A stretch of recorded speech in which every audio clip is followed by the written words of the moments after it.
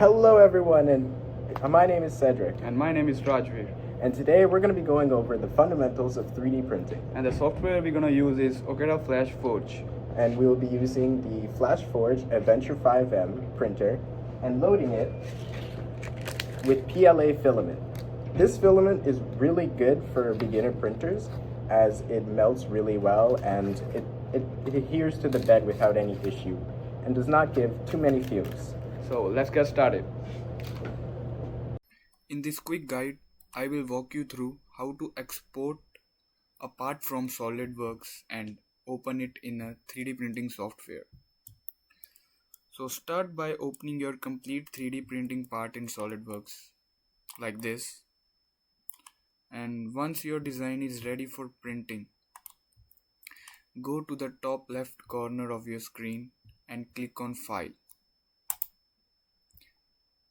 Then select Save As.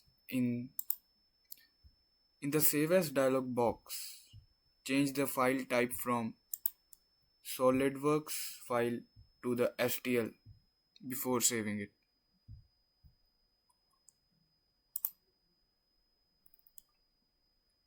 Click on the Options button next to the file type. Here you can adjust the resolution depending on the level of your detail you need.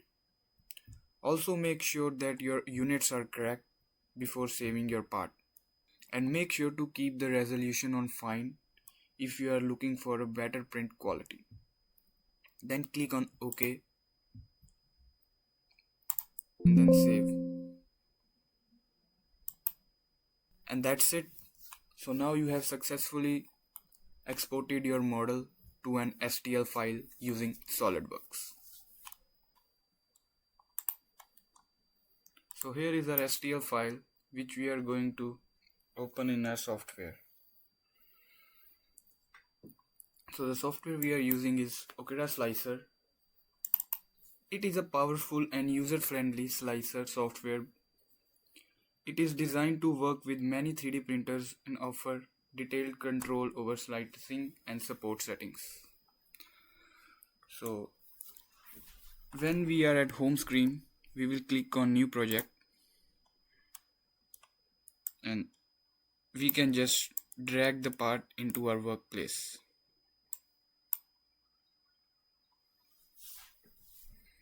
It is not oriented right now, so we can just click on Auto Orient for that. On the left hand side we can see the printer settings, where we can select the feeds and speeds and the quality of the print, and from here we can see our part from the different angles. And if you are working on different parts at the same time, we can just drag this one and make the room for others. So that's it. Now we have successfully imported our part into our slicing software. Now that we got the software all prepared, it's time to get the printer prepared. So first, I'm going to go ahead and load my filament here after putting it on the spool arm. Lost my filament for a moment. Now, the tricky part is feeding it through this small hole, but after a few tries, you should be able to get it. It takes a little bit more force, so you can just to get it through this black piece here, and just keep feeding it through until it pops out of the end of this feed hole. You can kind of see it coming through. But that pops out perfect. Now, put it in the printer head by pressing firmly. Give it a gentle tug to make sure it's in. Then, turn your printer on.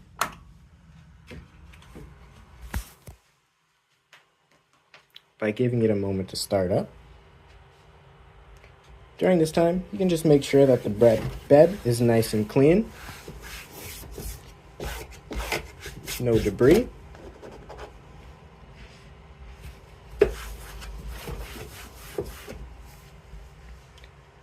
With the bed clean, You can now just need to wait for it to start up. Perfect. Now that we've had our printer started up, we can go ahead and go to this spool icon on the menu. And then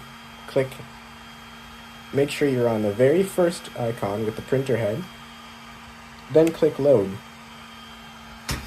This will allow the printer to actually load the filament through the printer head, and it will have a small mess of filament at the bottom that you can quickly clean up. While it does that, there are 3 ways we can send this to the printer. By clicking print plate, it will send it to the printer via Wi-Fi and immediately print it. By clicking send, it will send it to the printer via Wi-Fi, but store it, and it will not print. Or we can export the G-code file via USB and then put that USB into the printer. Right now, we're going to use the print plate option. And we will click print plate. Click on it once more. Choose this printer and send. Once your printer has received the print,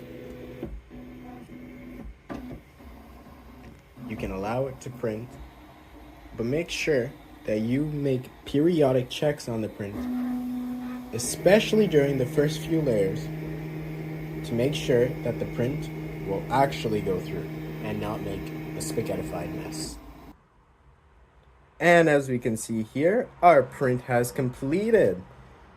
And now one very important thing about this printer specifically is if you click continue, the print will automatically start another rendition of that same file. But if you click continue, OK, it will go back to the main menu here and just grab something to pry with. I prefer to use this ruler, and you try not to dig into the bed as that will cut it, but go along the bed.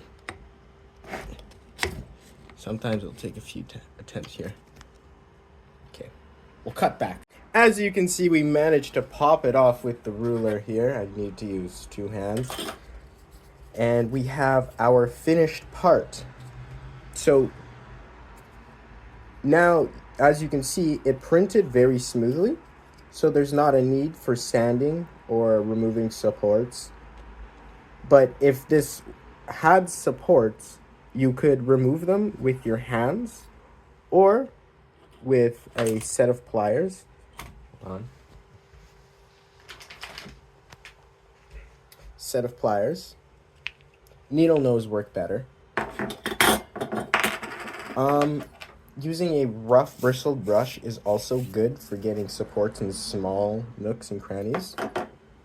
And sandpaper here is always good to smooth things out. However, keep in mind that plastic will melt when you sand it a lot due to the friction. And we can finish cleaning up the build plate here. And as you notice, there's some debris here from the glue. So if I wanted to start another print, I would clean this off once more because of this glue debris. And that is the post-processing process. Thank you for watching. So this video is accompanied by a training manual, and if you guys have any questions, you can just go through that manual. And remember, the scope of this video was primarily the fundamentals of 3D printing. That's why we used a basic filament like PLA and had a basic model so that there was no real crazy troubleshooting that needed to be done with more, like that would be needed to be done with more complex models. But either way, the video was a great tool for beginners to get started.